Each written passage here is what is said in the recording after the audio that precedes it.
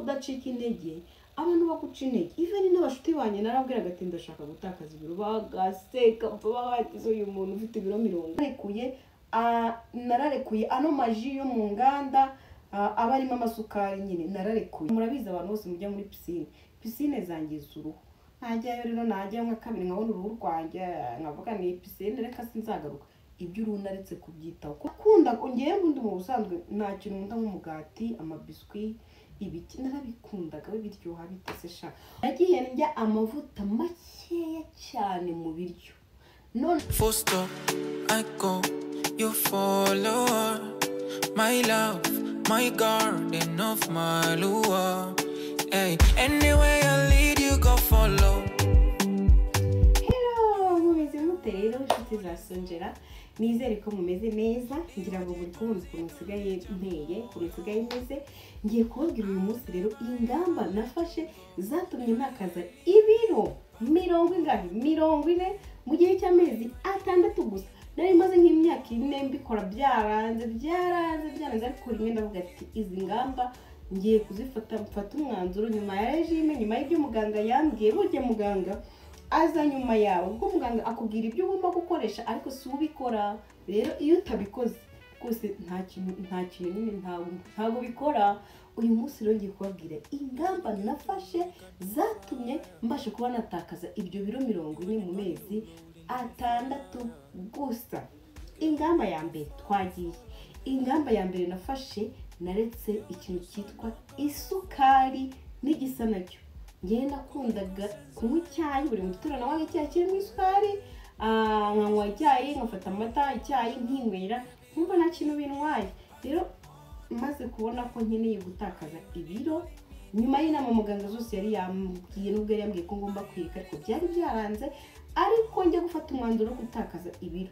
Isukari nayikuyemo ndayireka icyayi ndakireka nakiravuga ngo niba ukinyweye ngo shiramo ngiye narayiretse burundu amezi 6 kugeza n'izi saha hashize umwaka sinjya mu isukari. Nayishimbuje ubuki iyo nabonaga ngiye kunywa isukari kuko icyayi oya ngiye kunywa icyayi kino cyayi kiba kirimo tangawize indimu ni kiza cyane ku mubiri. Rero muri regime yanjye hari igihe nakibonaga ariko nkabona ngo ndashyiramo isukari katumvikana ngiye nako sinagashyiragamo nashyiragamo ubuki nkabinywana. Niba ari ikintu kinzaho ko ndi bukoresha isukari sinagikoreshaga nakoreshaga ubuki. Iyo ni ingamba ya mbere rero nafashe naretse iki isukari. Nizera ko nawe byagufasha no ushaka gutakaza ibiro kubera ko bigenda nyine bituma. Nizere ko nawe isukari ugiye kuyireka. Ingamba ya kabiri rero nafashe kugira ngo ntakaze ibiro nagiye ndya amavuta makeya cyane mu biryo. Noneho ngiye nari nsanzwe ndya igihwagari n'amavuta yose asanzwe naririraga n'ifiriti nkakubita. Nahise mva ku mavuta yose nakoreshaga mpita njya kuri iri ariya yitwa olive oil extra virgin. Mwese murayazi ariya mavuta ni meza cyane. Rero ngewe nyuma y'uko nyine mbonye ko ibintu bitari gukora nafashe umwanzuro ariya mavuta ndayareka. Noneho nayo mfite nkashyiramo agatonyi ugasanga ni nk'isosi yuzuye ariko nkavuga uti ntago ibyo bitarimo amavuta hose wabikaranga ute nkashyiramo gato ku buryo usanga ari nk'igice cy'ikiyiko. Amavuta narayaretse ndeka amafiriti ikintu kijyanye n'amavuta cyose ndakireka. Iyo ni ingamba ya kabiri. Ingamba ya gatatu naretse ikintu kijyanye n'amafarini cyose aho kiva kikagera. Nakunda ngiye ngundi mu busanzwe nta kintu nkunda nk'umugati amabiswi ibiki narabikundaga biryoha bitese sha. Mbikunda byatari ariko maze kubona ko ngize ibiro 94 ndi umukobwa umuntu akajya ndeba akambwira imyaka yanjye yongeye imyaka na 15. Niba ufite 25 akakubwira ngo ufite 40 ndavuga ati usko koko bya bintu bikaze. Rero nahise mfata umwanzuro ikintu cyitwa ifarini ndakireka. Bya bintu uvuga ngo ndi gufata regime ariko ngo muri weekend ngo nzajya mbirya hose ubundi ibyo bintu ubwo uri gufata regime koko wowe uri gufata regime ngo muri weekend uzajya urya ibyo ushaka ngo kuko ari muri weekend. Reka regime uyifate ube seriye uyigumeho. Nge rero ibintu bijyanye n'ifarini amandazi ibintu bijyanye na chips ibintu byose bikaranze mu mavuta n'ibintu by'ifarini nararekuye amabiswi, nararekuye ano maji yo mu nganda aba arimo amasukari nyine nararekuye. Icyo ni ikintu cya gatatu naretse. Ikintu cya kane naretse rero naretse kujya igihe cyose ahantu ngiye ntega. Mu gihe ntari kwihuta nagendeshaga amaguru. Mbibutse ko ngiye ngibyibushye ntabwo nashoboraga kuba nava ahantu mba mu rugo, ahantu mba kwavangera mu mujyi kwa Makuza ni iminota 5, ariko sinashoboraga iyi ni nk'iminota 10 n'amaguru, ntabwo nashoboraga kuhagenda. Nageraga iminota 5 nkumva ndarushye nkaba nanakwicara.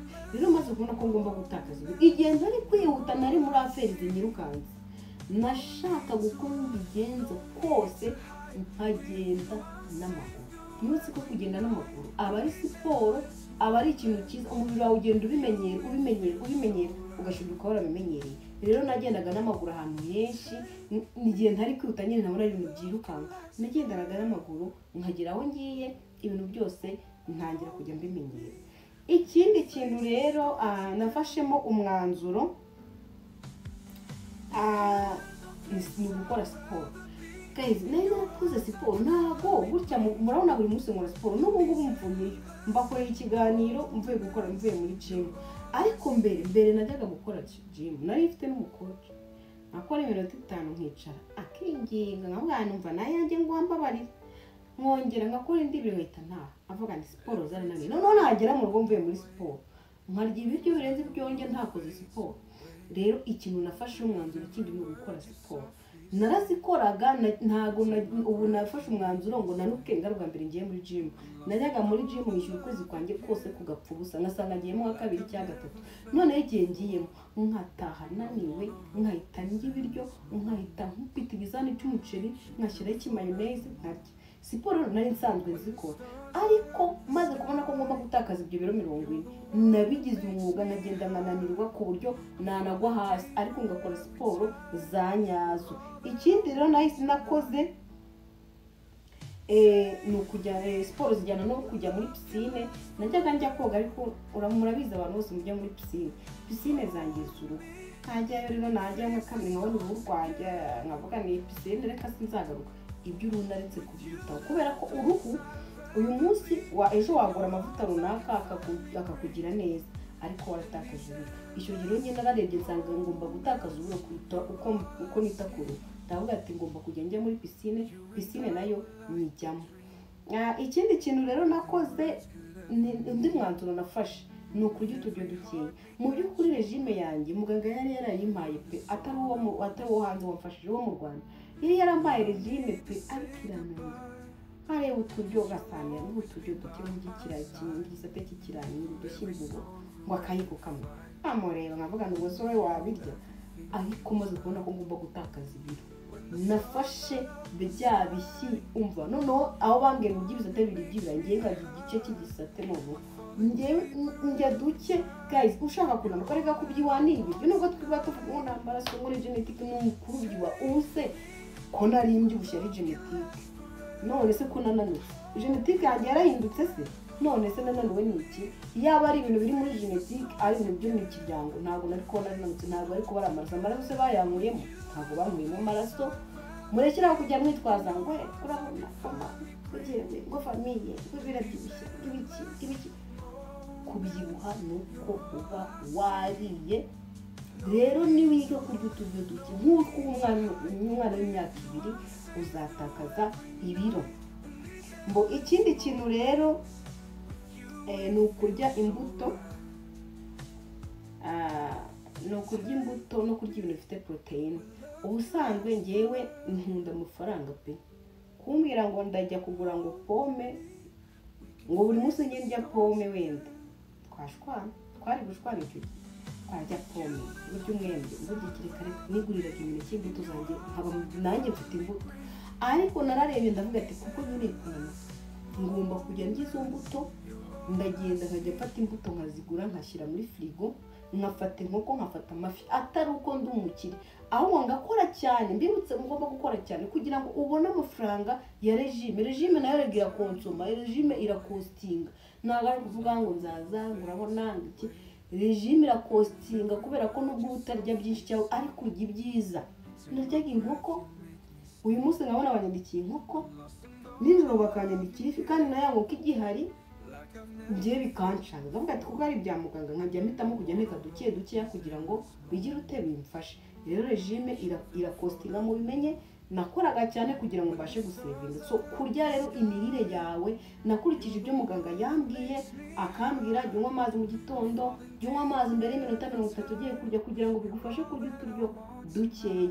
Nakurikije iyo regime yiwe rero imirire nayitayeho mfata umwanzuro ndavuga ati kurya ngiye kujya njya nyine bikurikije nyine n'ibyo muganga yambwiye, uturyo duke ndatumenyera. Rero icyo nacyo kiri mu bintu byatumye ni nacyo ahubwo navuga ngo umusingi wo kunanuka kwanjye. Namenye kurya, menya gufata regime, menya kurya ibiryo birimo amaproteine ndetse na vitamine. So guys, nari ndi kubabwira ngo namenyereye kurya dukeya ni ikintu cyabanje kungora mu by'ukuri kuko nari menyereye kwirira ibiryo byinshi nkavutura, ariko nabonye ko nyine bigoye bitamo kujya ndya dukeya nkarya ibiryo birimo amaproteine, nkarya ibiryo nyine bifite vitamini birimo amaproteine, nkarya inkoko. Binyigisha gusevinga guys, gutakaza rero byanyigishije gusevinga cyane kubera ko nabonaga muganga yanyandikiye regime nkasanga uyu munsi yanyandikiye ifi, ejo yanyandikiye inkoko. Mu by'ukuri ibyo bintu ntabwo byoroshye, ntabwo bindutse kubibona, ariko icyo ukora iyo ubonye rero bimeze gutyo urasevinga. Iyo ubonye rero ibyo bintu bimeze gutyo nta kindi kintu ushobora gukora usibye gusevinga, ukajya ubasha kugura imbuto, ukagura imboga, ukagura inyama, mbese nyine regime baba bakwandikiye ukabasha kuyibona. So rero ngewe ikindi kintu nyine cyamfashije ni ukudacika intege guys. Nashobora kuba najya muri gym nkabona abakobwa bafite mu nda iri flat, mbese nkabareba hanyuma wese ubundi bunangana kuri yari gukunda. Njye nareba abantu nyine bari gukora nka gym ntabwo nangana kuri nkahita bivamo. Ikindi kandi najyaga muri gym nari mfite coach wanjye akajya agira atya akampa ibyo nkora iminota nk'itatu nkaba ndiruye nkavuga ati shani ndaguhemba mbabarira nzaba mbikora. Noneho indi minota 2 nkaba nirutse natashye nagera mu rugo sasa nkagukubitira igizani cy'ibiryo nkarya ajana ndimo sanga binkungira nkarya nindarushye nakoze cyane nkumva nakoze ibintu bitabaho. Rero iyo ngamba yo kudacika intege narayikoze ndavuga nti igiye coach mayiri ngomba kujya mbikora. Ikindi kandi singomba gucika intege uko byagenda kose, ngomba kujya nkora cyane nkagira icyo nyigezaho. Rero kudacika intege abantu baguca intege, even n'abashuti banye narabwiraga ati ndashaka gutakaza ibiro, bagaseka babagize uyu muntu ufite ibiro 40 azatakaza ibiro gute koko, ntabwo ati kandi ushaka gukuraho kugisha nka 30 cyangwa 40, bagaturika bagaseka bagambye ati we ihangana ahubwo tujye kwishakira akaburushete twirire izo nzozi n'iz'umushonji zihoreho. Kuko nanjye nareba nkabona kuko n'inzozi z'umushonji, ariko maze kubona ko ngomba kubitakaza nararebye mbona Marina yarananutse ndavuga nti yakoze siporo, wayi nanjye ntagerageza mu ndebe ko nanuka.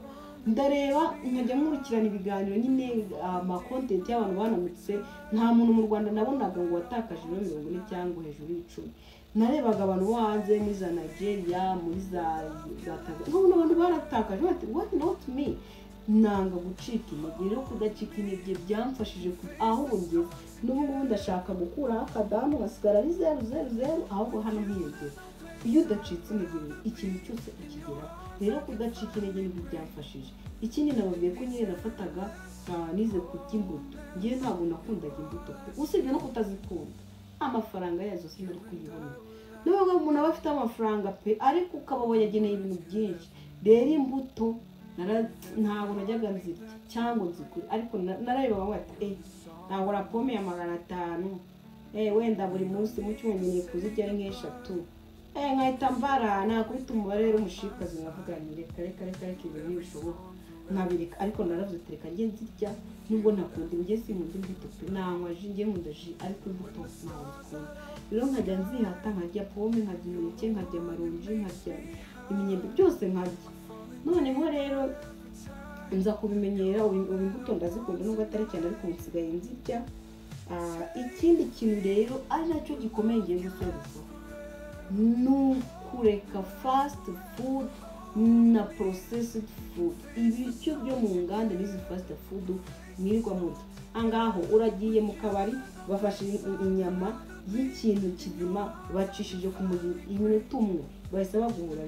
Biriya bintu rwose nuko nyine tuzikunda ntabwo nzitaye, ariko nyine baranagaje narabiretse icyo gihe ndavuga nti fast food ndarekuye, processed food ndarekuye. Njye nakundaga utuntu two kwa Nyirangabo, nakundaga iriya biswi y'akarabo, nakundaga amandazi yaho, noneho nakundaga mayonnaise mw'abantu, ariko narenda bati izi fast food ngomba kuzireka. Noneho hariya amajuice ntabwo wabonaga ko nyine ari ikintu wavuga ngo ni ikintu nyine ngo ibintu byadanje. Amajuice yo kwa Nyirangabo pe nabonaga nyine ari jus imbuto, numvaga atari nyine ntacyo zatwara. Ariko mbajije umuganga wanjye ati ipfa kuba yanyuze mu ruganda, iyo ngiyo ntabwo yemerewe. Ndagenda mfata umwanya bati ibi bintu ngomba kubikora, ndabireka mbyikuramo. Noneho nakundaga gusohoka n'abashuti banjye tukarya inyama inkoko, noneho tukarya ibyo bintu ndabireka, twajya dusohoka ngiye nkisabira aka cocktail nyine k'imbuto zivanze, nkanywa bakarya bakanywa tugataha. Ndabimenyera gutyo fast food nzivaho, nizo zatumye rwose ngiye nanabyiba, kuko natangiye kujya njya gusohoka nkarya ibyo nshaka, nkarya n'abantu, nkarya mayonnaise. Umva fast food naraziretse burundu gutya ndazisezera. Ibyo bintu byamfashije izi sawa tuvugana kuba ngana gutya natakaje 40. Murabona ko ndi umukobwa mbere, umuntu umuntu bazagambye imyaka yanjye ko ari mike, ariko mbere umuntu yongeraga imyaka 10-15 ku myaka yanjye nari mfite. So fast food rero no kuzirika ukazisezera. So ni ibintu byinshi, ni ingamba nyinshi nafashe, ariko izo mbaye nzibabwiye kugira ngo nawe niba ushaka gutakaza ibiro uyu munsi wumve ibintu nakoze kugira nakaza ibiro 40, ibyo naretse nkabireka burundu mbikunda cyane, ariko nkasanga nkunda mu buzima bwanjye kuruta ibyo byo kurya. Kubera ko iyo nuguma kugira ibiro byinshi uzatangira kugira urwara, urwara umuvuduko w'amaraso, urwara umutima, usange birakurenze ntugishobora kugenda. Abantu niba bakoraga business bareke kukwizera kuko uranyata nyine takaza ibiro igihe ubona ko bigishoboka, kuko hari igihe kizagera ukaba addicted y'ibyo bintu by'ama fast food, y'ibyo biryo by'amasukari bigakomera kureka. Rero nkubera urugero rwiza rw'uko natakaje ibiro nawe wabitakaza. So mwakoze kumurikirana rero yari wa mukobwa wa Sonjera. Nzajya nkumamageza ibiganiro nk'ibi ngibi, bantu kandi subscribe kuri Sonjera, kuri Instagram nitwa Sonjera official. Wagenda ukamfollowinga ukanyandikira nkaguha nimero yanjye niba hari icyo ushaka kunyunganira, cyangwa se hari ubundi bufasha ushaka kumbaza, ubufasha bwose nabutanga. Kuri TikTok nitwa Sonjera 2. Murakiraho ibiganiro bya buri munsi bijyanye no kunanuka, aho kiraho na regime wafata buri cyumweru, kiraho regime mwajya mufata iyabafasha gutakaza ibiro. Mugende mumfollowing rero kugira ngo mujye mubona ibyo biganiro byose, ngenda mbasharinga n'amafoto before after. So mugende nawo mumfollowing kuri TikTok cyane, nkunda kwikoresha cyane. So mwakoze cyane kumurikirana, mukande subscribe, share, like and comment. Love you guys.